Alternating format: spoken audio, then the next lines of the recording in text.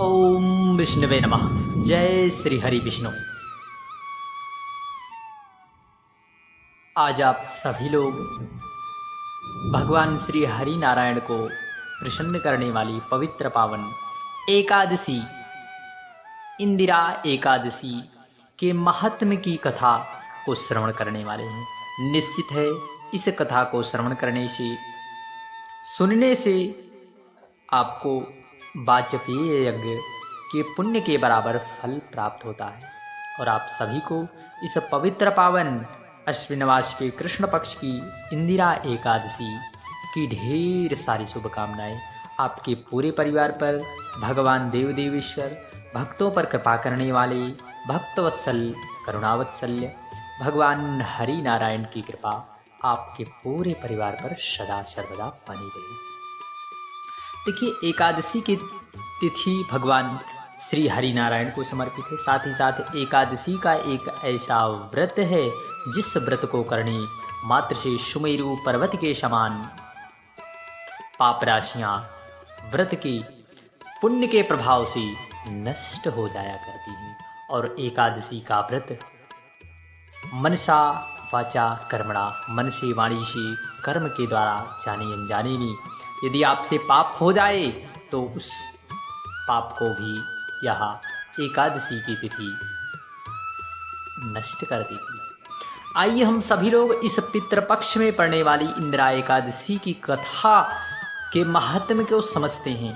साथ ही साथ किस प्रकार राजा इंद्रसेन के पितृ स्वर्गलोक में उन्हें उनका स्थान प्राप्त हुआ।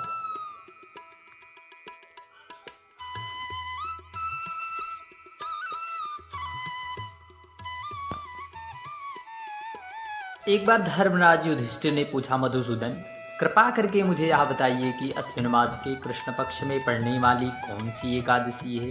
इस एकादशी का क्या महात्म्य है? इस एकादशी को व्रत को करने से कौन से पुण्य के फल की प्राप्ति होती है? तब भगवान श्री कृष्ण बोले, राजन, अश्विन कृष्ण पक्ष में इंदिरा नाम की एकादशी होती है। उसके व्रत के प्रभाव से बड़े बड़े पाप राशियों का नाश हो जाता है। नीच योनि में पड़े पितरों को भी एकादशी यह सद्गति प्रदान कर देती है। राजन, पूर्व काल की बात है, सतयुग में इंद्रसेन नाम के एक विख्यात राजकुमार थे जो अब महिष्मतिपुरी के राजा होकर धर्म पूर्वक प्रजा का पुत्रवत पालन किया करते थे। उनका यश सब ओर फैल चुका था। राजा इंद्रसेन भगवान श्री हरि नारायण विष्णु की भक्ति में तत्पर हो गोविंद के मोक्षदायक नामों का जप किया करते हुए अपना समय व्यतीत करते और विधिवत आध्यात्म तत्व के चिंतन में संलग्न रहे। एक दिन राजा राज्यसभा में सुखपूर्वक बैठा था। इतने में ही भक्तों पर कृपा करने वाले, सब पर कृपा करने वाले, भक्तों को कष्ट को दूर करने वाले देवर्षि नारद जी आकाश मार्ग से वहां पर आ पहुंचे। उन्हें आया देख राजा ने हाथ जोड़कर खड़े हो गए और विधिवत पूर्वक पूजन करके उन्हें आसन पर बैठाया। इसके सर्वथा हाथ जोड़कर खड़े हो गए और विधिवत पूर्वक पूजन करके उन्हें आसन पर बैठाया। इसके बाद वे इस प्रकार बोले, मुनि श्रेष्ठ, आपकी कृपा, मेरी कृपा से मेरा सर्वथा कुशल मैंने तुम्हारे पिता को भी दी सर्वथा कुशल है। आज आपके दर्शन से मेरी संपूर्ण यज्ञ क्रियाएं सफल हो गई। देवर्षि, आपने आगमन का कारण बताकर मुझे कृतार्थ करें, उस पर कृपा करें।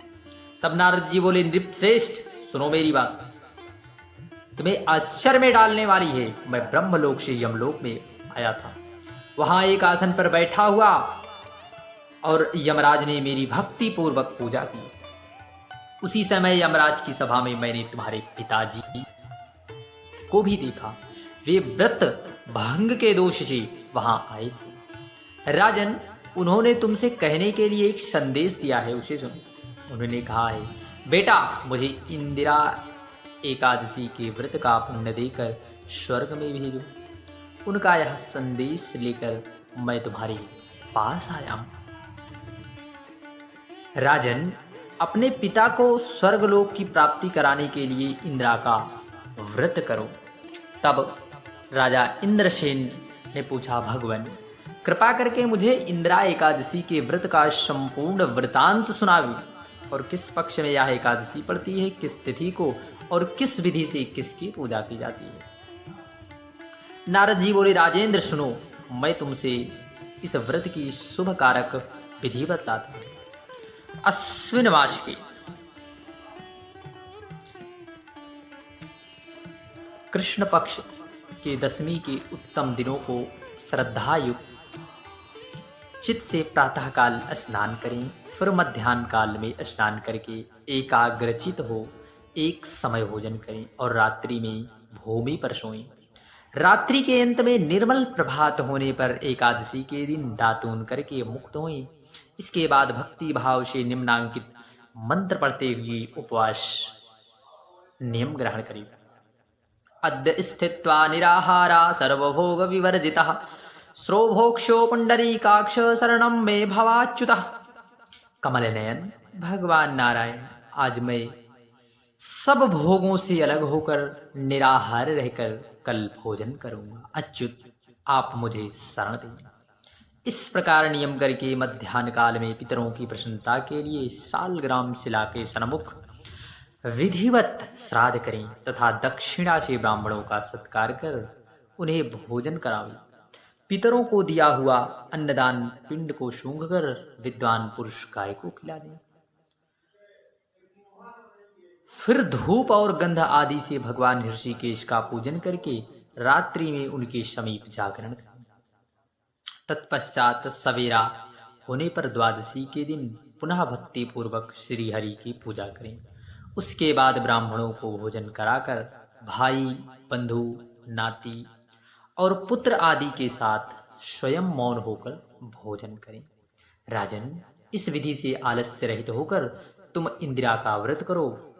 इससे तुम्हारे भगवान श्री हरि के वैकुंठ धाम चले। भगवान श्री कृष्ण कहते हैं, राजन, राजा इंद्रसेन ने ऐसा कहकर देवर्षि नारद तुरंत अंतर्ध्यान हो गए। राजा ने उनकी बात बताई हुई विधि से अंतःपुर की रानियों, पुत्रों, भृत्यों सहित उस उत्तम व्रत का अनुष्ठान किया। कुंती नंदन, व्रत पुण्य होने पर आकाश से फूलों की वर्षा होने लगी। इंद्रसेन के पिता गरुड़ पर आरूढ़ होकर विष्णु के धाम को चले गए और राजर्षि इंद्रसेन भी अकंडक राज्य का उपभोग करके अपने पुत्र को राज्य पर बिठाकर स्वर्गलोक हो गए। इस प्रकार मैंने तुम्हारे सामने इंदिरा एकादशी के व्रत का महात्म बतला दिया। इसको पढ़ने और सुनने से मनुष्य सब पापों से मुक्त हो जाया करते हैं। जय श्री हरि विष्णु।